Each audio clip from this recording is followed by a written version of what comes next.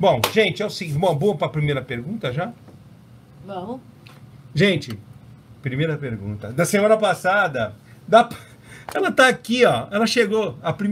Pamela, a primeira pergunta vai ser a sua da semana passada, da que ficou para trás. Pamela Arantes. Eu gostaria de ver como é feita uma negociação. Acho que é a dúvida e curiosidade de todas as subnovatas. Repetindo, eu gostaria de ver como é feita uma negociação. Acho que é a dúvida e curiosidade de todas as submissas novatas. Acho que os dominadores ou dominantes se aproveitam disso. Bom, parte. Por parte. O que é a negociação? Negociação é um período da relação BDSM que é como se fosse o namoro da relação baunilha. É aquela hora que as pessoas têm um interesse umas com as outras, uma pelas outras, né? Então existe uma afinidade ali, um tesão, qualquer coisa que um gatilho, um start, né? Uma vontade inicial de ver qual que é. E as pessoas resolvem começar uma interação leve. Então, essa negociação é o período onde se estabelecem os limites iniciais. Vamos lembrar que os limites são coisas que são complicadas de você fixar, na medida de que tem limites que você acha que tem, você presume, mas na hora, eu não aguento spanking, não, eu vou ter que apanhar daquele jeito. Não, peraí, spanking é um negócio que começa aqui e vai até lá, é muito longe. Por quê? Por exemplo, palmadinha. Gosta de palmadinha?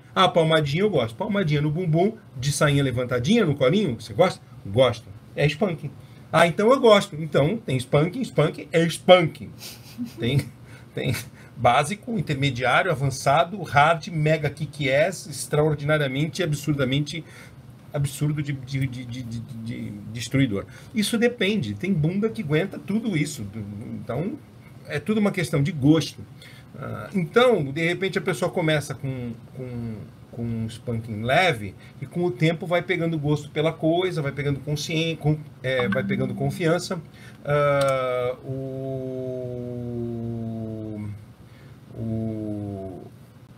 O tempo vai passando, a relação vai se consolidando e o bom dominante, criando certos contextos, pode levar a pessoa a gostar de coisas muito além do que ela presume que gosta. Existem também aqueles limites que a pessoa nem desconfia que tem, né? Porque não imagina. De repente a pessoa pensa assim, hoje nós vamos brincar de vela pingando. Ou vamos brincar de agulha, ou sei lá. Aí a pessoa fala, não, agulha para mim não dá. Nossa, eu ver uma gotinha de sangue sair assim, eu caio dura de desmaio. Então, às vezes, um limite se apresenta no momento que a novidade acontece.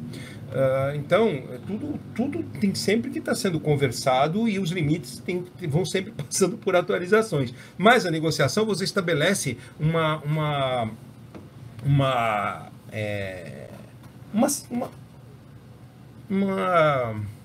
como diria assim, um início, um começo, onde certas coisas são... Calma. Onde se dá para começar uma interação sem esbarrar muito em certos... Porque também tem os limites rígidos. Né? Às vezes a pessoa tem uma religião e não pode fazer determinada coisa.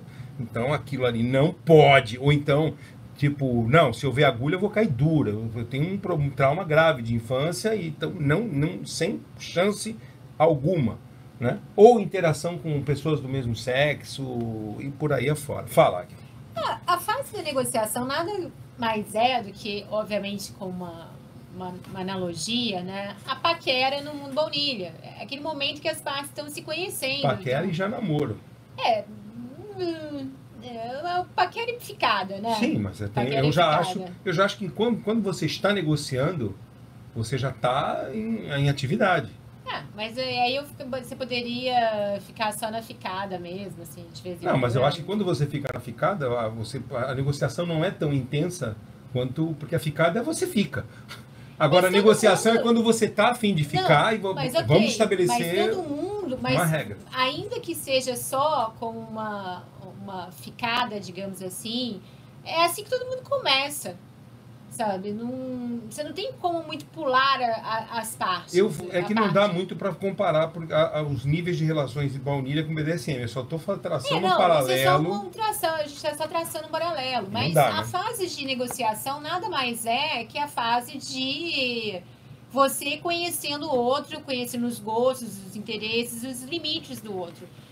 Só que no BDSM, isso se torna mais importante porque o BDSM tem determinadas práticas que o dominante ele precisa saber até que ponto ele pode ir com aqueles limites. De começo, né? Então, ele está naquele momento onde ele está tateando, que ele está conhecendo, um bom dominante vai querer saber, né, daquela pessoa que quer se submeter a ele, do que essa pessoa gosta. Ou do que ela não gosta, do que ela jamais aceitaria. Então, esse é o momento de você ser franco com outra parte. Sim, a hora da conversa de gente grande, né? O que ele espera daquela reação, se ele quer só uma play partner, se ele quer algo a mais, e isso vale para as duas partes, né? Então, é o momento de ser franco e de ser honesto, porque para evitar frustrações. Falamos da negociação. Depois da negociação, quando a coisa fica um pouco mais séria, entra um estágio de avaliação que seria um equivalente ao noivado. Já existe um compromisso e as partes estão se avaliando. Mas também é meio que namoro, né? Meio que namoro, meio que noivado, já no estágio mais sério. Já está rolando uma relação, já existe um certo compromisso ainda, e aí as partes já estão se avaliando. Vai discordar de mim, dou-lhe uma porrada. Aqui é assim. Gosto desse tipo de democracia. Fala, vai. É que eu acho. Você acha? Me fala, o que você acha? Se for para fazer uma analogia. Mas não dá para fazer uma analogia. Isso é por alto. A avaliação com noivado é um pouco demais, porque noivado, assim, normalmente as pessoas não vão noivar em um mês. Em 2, sabe? E a avaliação tem que durar um mês, 2 em que planeta? Só no planeta dos malucos, né? Fica parecendo assim, eu acho que para você comparar... Qualquer avaliação que dure menos de 6 meses a 1 ano não é uma avaliação, não avaliou nada. Para considerar é que nem um noivado de 6 meses. Namoro ou noivado, você tem que ter meses aí de Mas é o que eu tô falando, mas quem falou que no BDSM tem que ter pouco tempo? É que você está comparando, já entendi, você está achando que comparando com essas pessoas que fazem isso tudo em alta velocidade. Não, gente, vamos ensinar direito, entendeu? Aqui ela fala, a própria Pamela, só para complementar. Você vai falar agora no YouTube. É porque ela falou assim, cheguei na hora certa, obrigado por responder em uma... Que é a pergunta dela e tem a ver com o assunto, né? Eu sei, mas eu já li isso, eu já ia responder. Em uma negociação, pode dar ordens? Um período de negociação? Olha, já vamos chegar nisso. O que a gente está aqui é porque a Águia tem uma certa neura, um certo problema, e eu também, com essas relações de alta velocidade no BDSM. Aliás, essas relações de alta velocidade em qualquer lugar são problemáticas, porque o ser humano é muito difícil de você saber exatamente quem é a pessoa. E se fosse uma coisa assim tão perfeita, esse negócio de conhecer a outra pessoa, não existiria uma coisa chamada Lei de Maria da Penha, que nasceu justamente do fato de pessoas com longo percurso de casamento se surpreender com atitudes absolutamente ruins do parceiro, né? Ruins não, criminosas do parceiro. Não. Ruins é pouco. Não. Ruins é outra coisa. Não deixa de ser ruim.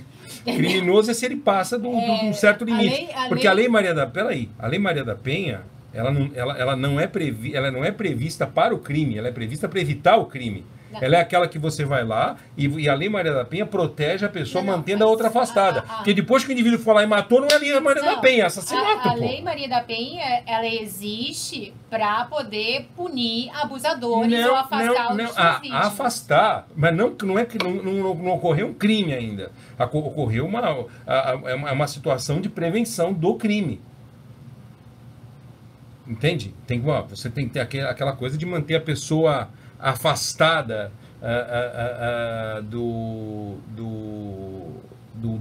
da parceira, né? Porque ele se transformou e virou uma outra coisa. Mas é porque o cara é um criminoso. O cara é um criminoso. Não. É um criminoso. Calma. Não é. Não tem Ela tá casedice. Não tem meias. Se o cara Mas eu não tá, mulher... você mais para de entrar nos assuntos que não tem que entrar nos. A gente está falando aqui da negociação. Eu só tô falando da Lei Maria da Penha. Mas eu estou falando que a Lei Maria da Penha, ela foi criada justamente porque parceiros de vida, 10 anos, de repente um parceiro é uma coisa que a pessoa não imaginava que era. A Lei Maria da Penha nasceu para isso. Eu não quero entrar no mérito do que para quê depois disso. Entendeu a metáfora? Você não consegue conhecer uma pessoa, às vezes você tem 20 anos de casado e teve uma mulher que ainda esses dias, ontem, com 20 anos de casado, o cara atropelou ela e desceu do carro e deu 5 tiros nela. Eu estou falando que a Lei 20 Maria anos da de Penha casado. surgiu em função da violência doméstica. Eu queria viver num mundo sem isso, que não precisasse disso. Mas eu não tô. Mas aí que tá, querida. Se você quiser discutir sobre a Lei Maria da Penha, a gente fala sobre esse outro tópico. Só que não é sobre isso. Eu só falei para vocês. Se prende na questão. Estamos aqui falando sobre pessoas, tá entendendo? Na dificuldade de se reconhecerem. Entendeu? Agora, existe um problema no BDSM que é muito recorrente, que as pessoas vêm com muita fúria de viver isso e acabam não dando o tempo necessário para conhecer a pessoa. E sabemos que escolhas ruins, se já são ruins no dia a dia, com amigos, com parceiros de vida, com gente que casa no mundo baunilha, com sócios, imagina como é ruim você estar com um parceiro dominante depois que você está amarrada, amordaçada e vendada. E só resta aquela... Isso é uma frase que eu sempre repito. Só resta torcer para ter feito uma boa escolha. E uma boa escolha você não faz em 15 minutos, não faz em 2 meses. É por isso que começamos a sair da sincronia, porque a Águia começou a discordar na questão da comparação com o namoro e noivado. Por quê? Porque no BDSM as coisas andam sempre mais rápido do que deveriam. Aliás, eu acho que também andam rápido demais numa relação baunilha. Eu acho que você tem que dar namoro, você tem que noivar bastante tempo para você conhecer a pessoa, para quando resolver ser parceiro de vida, ser uma escolha bem feita. Agora, é um fato. Não dá para fazer uma comparação perfeita. Quando eu falo, eu faço uma metáfora, eu faço uma comparação assim só para se manter num nível de importâncias. Então, a negociação é o momento inicial, é a hora do começo da conversa. Então, equivale a um pouco da ficada, do flerte, mas, como é uma negociação, já tem uma intenção de namoro. Então, é um meio termo entre namoro, o flerte e o namoro.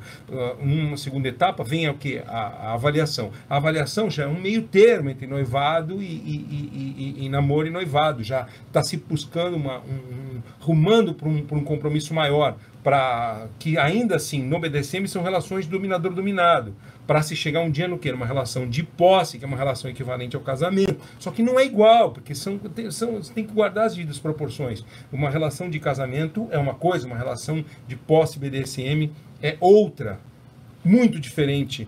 Tão diferente que não há, a comparação aqui é só em termos de nível de importância, mas não de comparação direta, porque são coisas muito diferentes. A raiz das relações são diferentes. Uma relação horizontal, a outra relação é vertical. Uma relação é fundamentada em sexo e aparências, a outra relação é fundamentada em hierarquia. Então você não tem muito o que comparar entre elas. Sobre essa questão, voltando agora e isso tudo posto, fundamentado o assunto, a gente pode falar sobre o que pode e o que não pode uma negociação. Sobre a pergunta, essa pergunta que a Pamela ela agrega, o dominante pode dar ordem? Eu sou dominante. Eu posso dar qualquer ordem para a águia. Qualquer uma. Qualquer um. Agora, ela vai obedecer? Essa é a questão. Eu só posso dar ordens dentro da faixa de poder que ela me dá sobre ela. Simples assim. Não existe como passar desse limite. Então, esse nosso universo é um jogo de hierarquia. É interessante que as partes comecem a se experimentar, onde o dominante vai dar algumas ordens para a parte que se submete. Agora, o que ele vai mandar depende do poder que a submissa esteja dando sobre ele. O que você acha disso, Águia? Dê sua opinião. Não, essa questão de ter que cumprir ordem ou não, como você disse, vai depender do que foi os limites estabelecidos, o quão poder ela deu para ele. Isso pode acontecer na fase de negociação. Eu acho que na fase de negociação, se você está conhecendo a outra parte, para mim, a fase de negociação é uma ficada, né? Onde você está ali, ou uma paquera... Na ficada tem beijo e mão aqui, mão ali, às vezes, né? É uma paquera ou uma ficada, né? É uma paquera se você ainda não conversou com a pessoa pessoalmente. E já é uma ficada se você já teve alguns encontros com a pessoa. Então, nesse momento, quando você está brincando ainda na fase ali, claro que ele pode dar ordem. Agora, daí você acatar a ordem é outra história. Aliás, você nem necessariamente precisa acatar uma ordem com anos de relacionamento. Que dirá numa fase de negociação que você mal conhece a outra pessoa, né? Então, a questão é sempre o bom senso. Ela tinha colocado na primeira parte da pergunta, porque é o que alguns dominantes se aproveitam desse estado de negociação. Eu queria saber um pouco mais o que ela quis dizer com isso. Mas talvez foi isso que ela complementou, né? Então, de repente, ela acha que o dominante se metendo a dar ordens pode estar se aproveitando da parte submete. Gente, não tem ninguém inocente nisso, tá bom? Isso aqui não é um jogo de gente fraca, de gente burra, de gente inculta. Isso aqui é um jogo de gente grande, gente adulta. Tem que ter só adultos na sala. Entendeu? Então tem que tomar muito cuidado se você numa ficada, se você tem beijo, mão aqui, mão ali, dentro dos limites que uma parte tem da outra,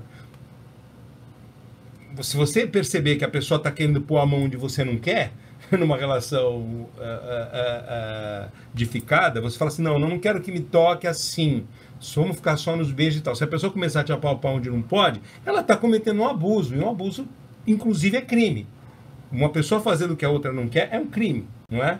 Então, eu acho que não é muito diferente do indivíduo se metendo a passar dos limites que você coloca de início. Agora, dizer que o dominante se aproveita, o dominante que se aproveita de verdade está cometendo um crime, porque ele está forçando uma barra. Porque se você está no jogo e está deixando, se você está deixando, é porque está bom para você, no mínimo. Ou então você não se preparou, você não estudou, você não está entendendo o que está acontecendo. Entendeu? Isso é muito sutil, isso. Você tem que tomar cuidado. Né? O que você acha disso? Dessa coisa da pessoa estar, aspas, inocente diante de outra pessoa. Bom, assim... Você acha que cabe, tem espaço para, aspas, inocência?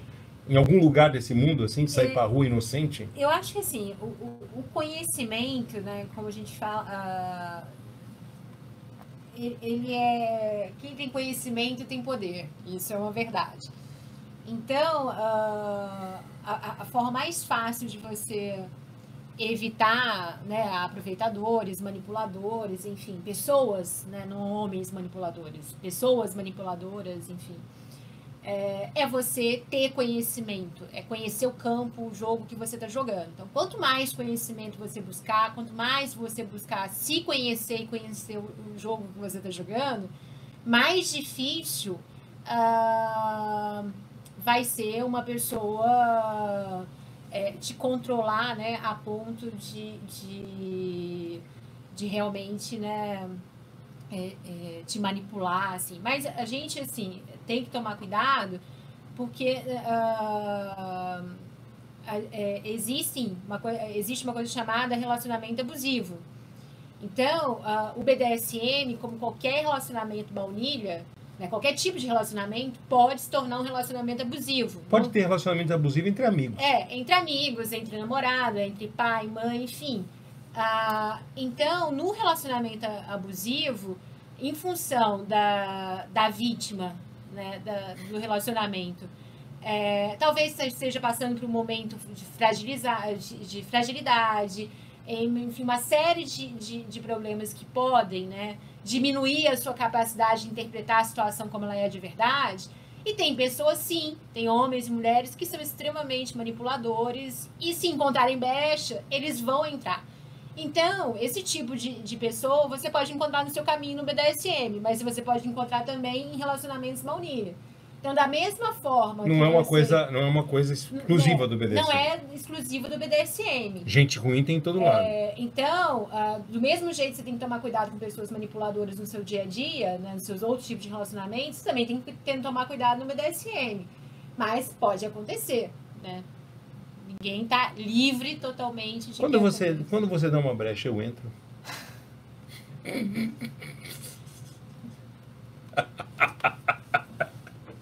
Desculpe. Não, eu tive que fazer esse adendo porque eu já vi vários depoimentos de mulheres passando por relacionamentos abusivos e a Lei Maria da Penha não trata só de violência física, ela trata de violência psicológica, enfim, uma série de coisas.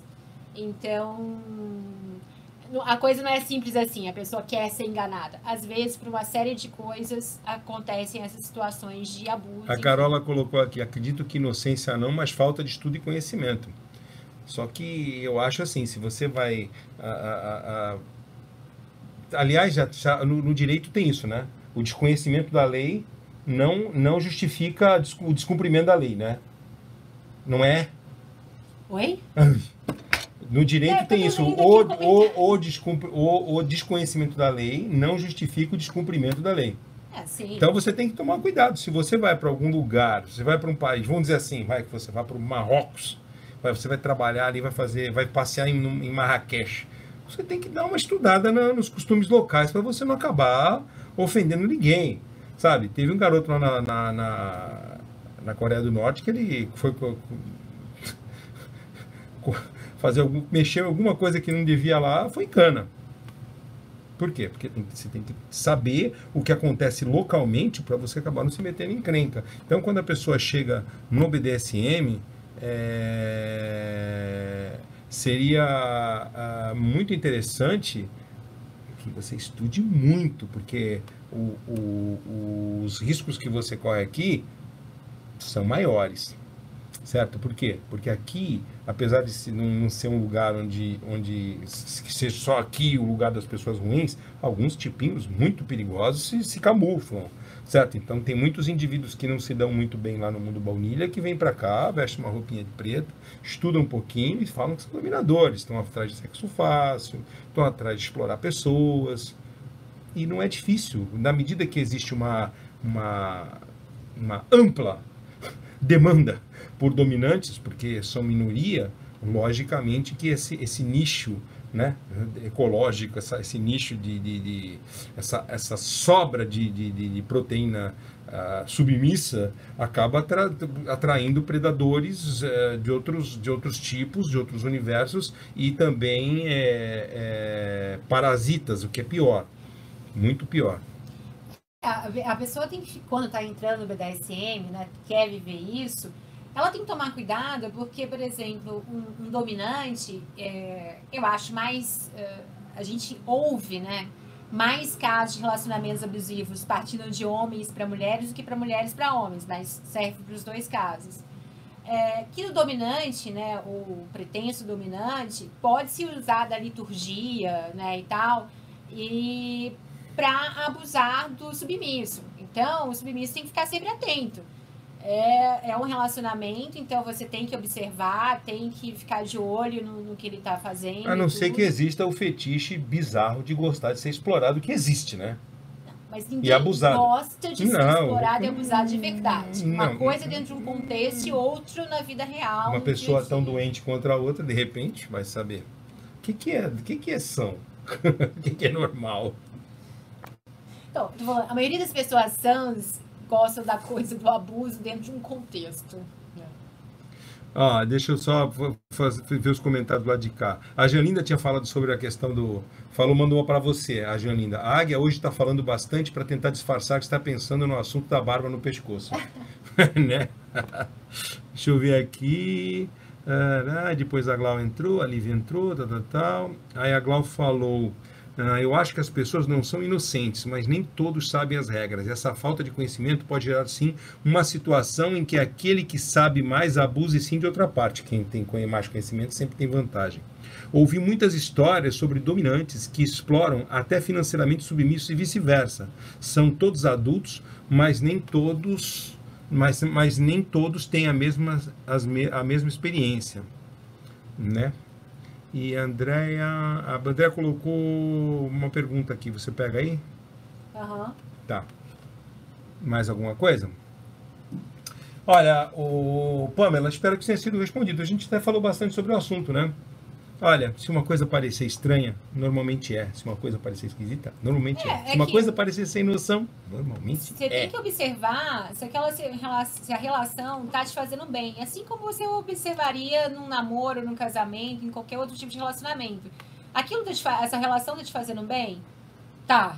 Não tá? Tem alguma coisa estranha, alguma coisa errada? Parece que tem. Então, fica de olho, fica atenta, busque conhecimento, converse com outras pessoas. Porque às vezes quando a gente está dentro de um relacionamento, a gente não consegue enxergar o quanto aquele relacionamento é danoso pra gente. Então a gente tem que conversar com pessoas que estão de fora daquilo para começar a entender, sim, eu tô num relacionamento que não é bacana, que é abusivo, enfim.